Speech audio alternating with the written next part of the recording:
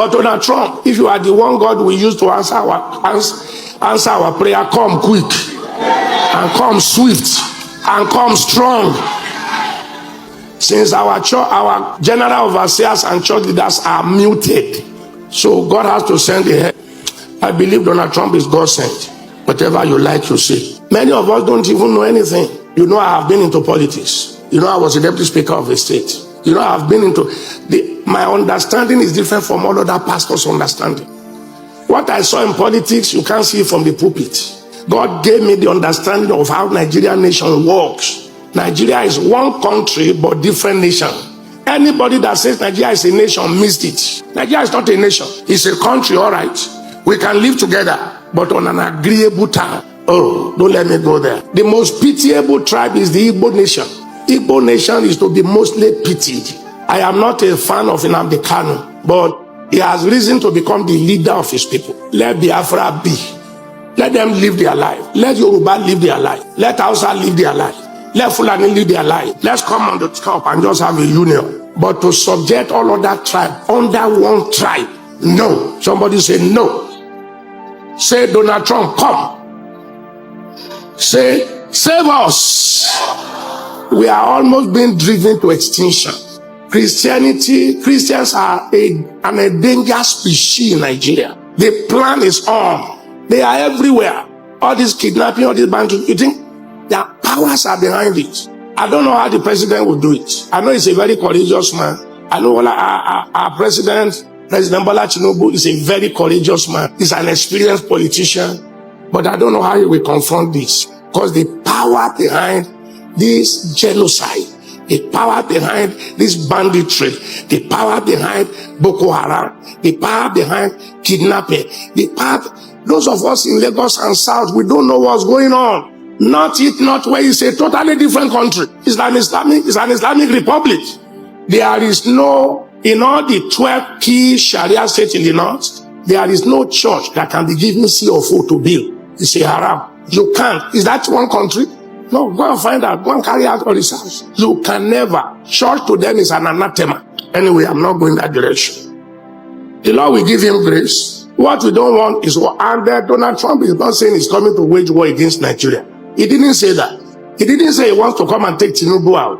He didn't say that. He said the killers of Christians that all the previous governors have not been able to do is coming to take them out. The worst government we have ever had in this country was the last one under President Muhammad Buhari. That 8 years took us down. It was the years of taking us down. He opened the northeast, northwest for their king and king to come in. Buhari's main agenda was to turn Nigeria into a Fulani state. Only God delivered us from him. God that delivered us from him will still deliver us from this. There will be no war in Nigeria, but all the killers of Christians will go. All those who want to drive church to extinction will go. You know, they are continuing the Usman Dan Fodio jihad. Usman Dan Fodio said they are going to come from the north and deep Quran in the Atlantic Ocean. They are still on it. You saw how they captured Kwara. How many of you know the history of Kwara State? You don't know anything. You know Kwara is an emirate.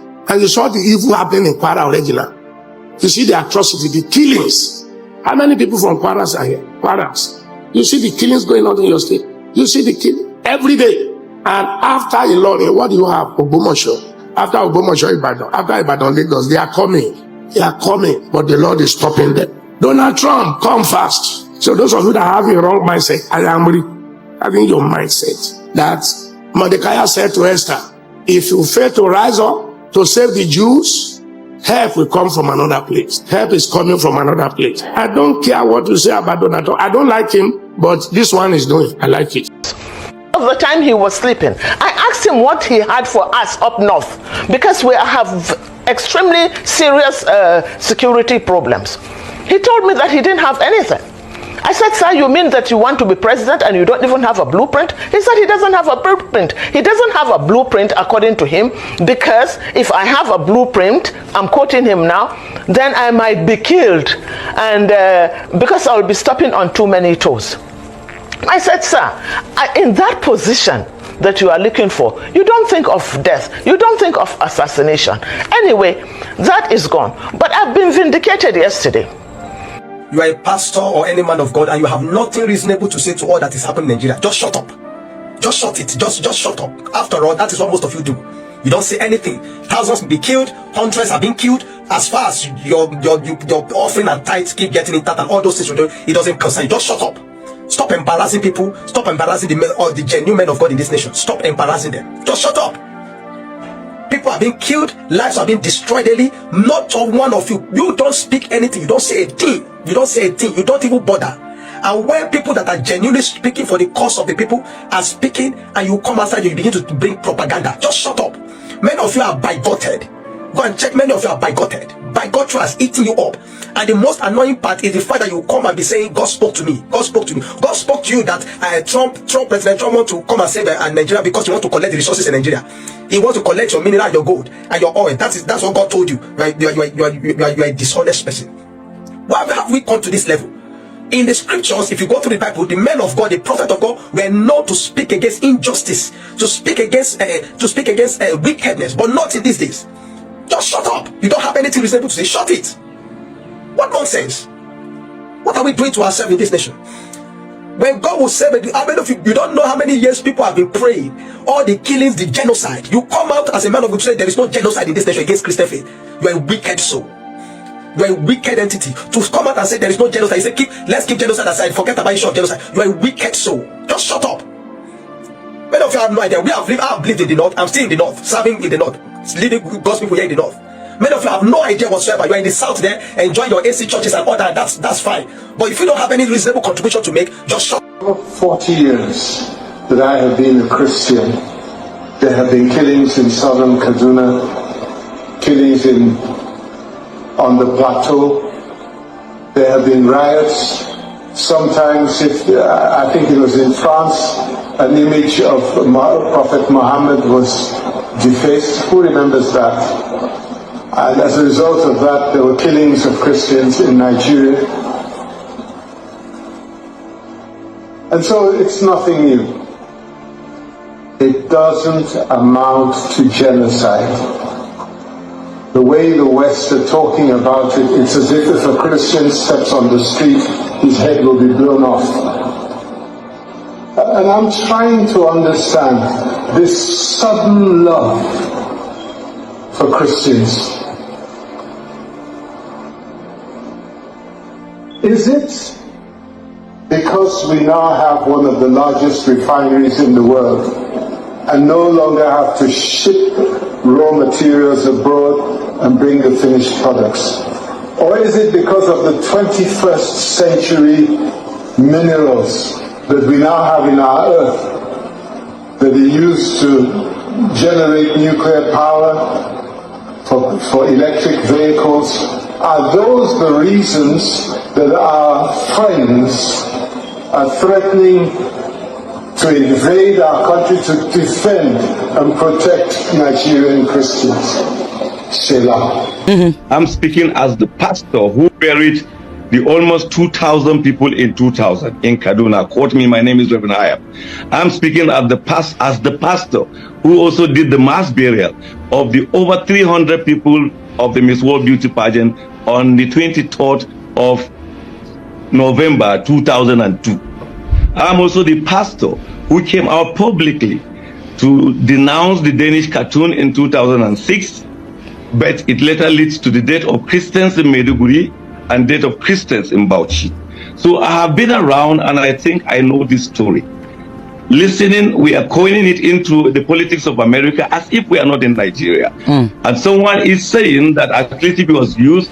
Sincerely speaking, there has been killings of Christians in northern Nigeria before even the advent of Boko Haram. I was in Kano. I just left Kano with 1 week, and the killing of the visit of Reabonke happened. People were caught. You know, it's a different thing that you are shot to death. It's something else that you are caught to pieces, caught by the neck, caught hacked to death. I saw this corpse. I had to run back. My pastor asked me, why did you come back? I said, no, I just left for Kaduna 1 week, and then I had what happened to my people in places in Kano. I just came back. So it is something that has... Sorry, sir, if I may interrupt you. What year are we talking about? I'm taking you back. Okay. To tell you that I was available when the Bonke crisis happened in Kano. I was also there, not only there, but buried the mass people that were buried in 2000. I also buried the mass people that were buried in 2002. Then fast forward to 2006, I said I was the pastor who first came out to condemn the Danish cartoon because I knew what was going to follow. But despite that effort, Christians were killed in Maiduguri, Christians were killed in Bauchi for an offense they had no problem about. They knew nothing about. If I just move backward, what happened in 2002, many Christians in northern Nigeria, including Kaduna, don't even know the lady who wrote the article. But they ended up having their churches burned. They ended up having their pastors killed. They ended up having, precisely the Sunday before that violence, I had a guest preacher in my church, Reverend Nee preached in my church at Rahama English Baptist Church. You can Google it. I remember when you could Google that. And just a day after that, that man was burnt. His corpse was like that of a small baby. So when you put together all this, in Maiduguri in 2009, when Boko Haram started, they were never attacking Muslims. They actually went for the church because they said we are infidel. One among the early pastors that was killed was Pastor Oji. Pastor Oji was killed. When he saw he was going to die, he simply said, go and tell my brothers I die well. Pastor Osonibon was also Sylvester Osonibon, because I traveled with the corpse to Ekot Ipene, and then Pastor Yakubu Bitrus, whose brother was then the medical director of the General Hospital in Maiduguri. So I got involved in these things more than the here story. The Christian North have suffered killing. The Christian North have suffered so much in this thing that today culminates into genocide, as it has been called. So for anybody to say it does not exist and is bringing story of Boko Haram or recent happenings of bandits may not understand, because I followed the conversation. Nobody is saying that the Christian North was just killed in 2002 or they were just killed in 2019. There has been a history. There has been certain pattern. There has been certain development. But let me come back to the last 6 years. I am this same pastor who came out severally on this medium and other medium to cry when I was burying 30, 20, 40, and many other numbers. And why were those people killed? The story they always want to tell is that no, it is a farmer's herders. I'm above 56. I know the difference between a farmer's and herders conflict, and I know the difference between someone coming to exterminate or eliminate a certain group of people. Because farmers, as we knew, simply had little misunderstanding with herders, and the herders will come either to the police station or to the traditional ruler or community leader, and such issue will be discussed, and they will now ask for reconciliation and possibly ask for little payment of damages. But we have a situation where innocent women are sleeping in their sleep with their children, with their husband, and people will come to their community, chant religious slogans, set their houses ablaze, shoot them and cut off their necks, and do not stop there, also burnt their religious places. And you still want me to say, no, it is just a communal clash, because that's the kind of farmers had that clash it. And that's why today we are hiding under those things to argue about that. I looked at the issue of statistics and I just wonder, if you sit there, just Google, you will see in the Wikipedia, the number of churches that document is giving you that the churches in Nigeria are just 16,000 something. And you and I know that is not true. I am a pastor of the Baptist Church. The Nigerian Baptist Convention, just Nigerian Baptist Convention, we have over 11,200 registered churches. We never bring Redeem into it. You never bring Anglican into it. No Catholic into it. No Methodist into it. No Living Faith into it. So some documents and figures that we have been seeing are quite interesting, but just tell us that there is even to us a conspiracy of silence or a conspiracy of twisting a situation. I see what is happening and as an opportunity for us to stop the killing of our fellow citizens just because of their identity. Hi, welcome to the Preacher's Portal. If you're new to this channel, please hit the like button, share and subscribe. We had to play this video especially because of what Pastor Femi Emmanuel said. Said many of the pastors are muted, many of the pastors are quiet. Right now we have so many globally recognized ministers of the gospel in Nigeria that should lend their voice. Quite a number of them have lent their voice. The likes of Dr. Paul and Daddy Joe even spoke last week. They've been talking. Some of them have been talking, but a whole number of them have been mute about this whole thing. Nobody wants to talk about it, especially those who have mostly their churches in the south, and especially the fact that some of them are even dismissing it. Bigotry is a very dangerous disease, and it affects both the elect and both the intelligent and those that are even ignorant. Bigotry. It's one of the major problems we have in this country, but we have to put this video out there. And of course, like what Apostle Michael was saying, if you don't know what to say about this whole thing, just shut up. Just keep quiet, because you are changing the narrative and twisting the narrative. And every person, no matter how little their influence is, they have a people. And that is the truth. They have a people. Before you see any sect come out of Christianity, they started with very small number of people, and the foundation of it is wrong ideology. You understand? And the bedrock of wrong ideology is half-truths. When people come and perverse the truth, or people come and twist the truth, half-truths. And half-truth is more dangerous than total ignorance, because ignorance can be solved by knowledge, but half-truth resists knowledge. That's the problem we have in the body of Christ. A lot of pastors saying things otherwise contrary. Some of them have come out to say, oh, why will I say such a thing? Because I grew up, in the north, I experienced it. But what I was saying, forget that thing. You've made the statement. No matter what, we need to be very careful on what we teach. It's better you focus on your niche. You understand? If your niche is talking about people on relationship, is talking to people about this, once it comes to national issue, in fact, it's better these pastors are even quiet than to come and downplay the Christian genocide happening in Nigeria, and trying to convince and to confuse people and to change the narrative. Because at the end of the day, you will still have people. Even a fool has traffic in social media. Even if you're a fool, you come out and you make nonsense statement, you don't even make sense at all, you have followings. That's one thing about social media. People know how to gather traffic even with stupid things. People come stupid things. There are channels on social media that have nothing to offer, but they have followings. There are people, there are celebrities that have nothing to offer. If you sit with them one-on-one, you will not learn anything, but they have millions of followers. So even though you are making a foolish statement, people will still agree with you. That's just the truth. But that's very damning. So I just believe this video will just help them, because we had to play this video, especially from the eyewitness account of this pastor who come out and say, first hand I've buried people. Most of those pastors saying those things, many of them have never experienced, or they've never buried 2,000 members. Have you buried 100? Have you even buried 50 members at once? That's when you will know what these people go through. Let's just be guided in the body of Christ. Let's speak as one, and we pray to God, because the solution might have even come and we are the ones still deflecting it.